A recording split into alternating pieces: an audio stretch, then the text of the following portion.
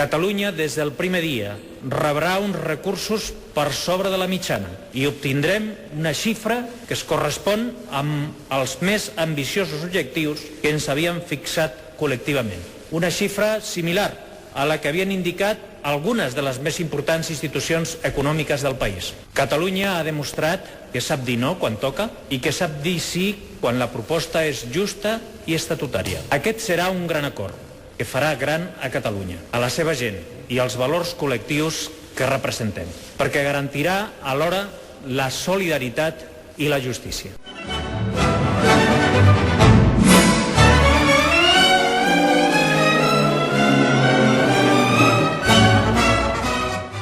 L'executiva nacional d'Esquerra ha decidit avalar l'acord definitiu que aquest matí el govern català i el govern espanyol han arribat. La fermesa i l'empenta d'Esquerra ha fet possible l'acord. Era conscient com a president del partit que estava arriscant quan posàvem la xifra la setmana passada.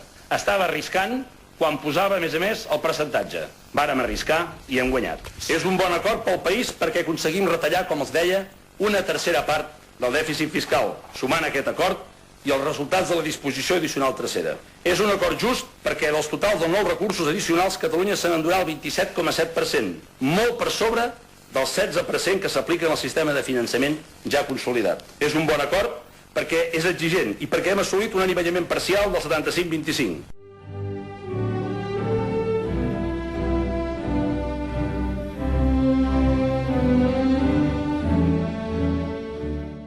Les explicacions de la ministra ens porten a la conclusió que el model de finançament pactat a l'Estatut ha desaparegut i que no es té en compte la voluntat del poble de Catalunya a l'hora d'expressar la seva ambició de millorar l'autogovern, de millorar la nostra situació financera i de renovar la nostra solidaritat, però de pactar-la i de limitar-la per tal de donar resposta a les nostres necessitats. Van rebutjar i van defensar un no a l'Estatut perquè, sobretot i en part, hi havia, segons ells, un model de finançament insuficient.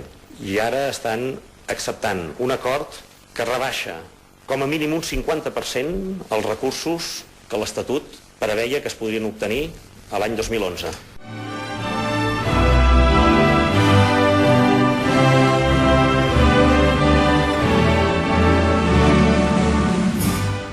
La Convergència i Unió d'en Mas, que signava amb el Partit Popular el model que ha fet que sigui inviable el finançament actual per Catalunya, és la que avui parla de la il·legalitat de l'acord. I em sembla insòlit, perquè el que està fent és, sí, posar-se al costat del Partit Popular i torpedinant el millor dels acords que ha arribat Catalunya en matèria de finançament.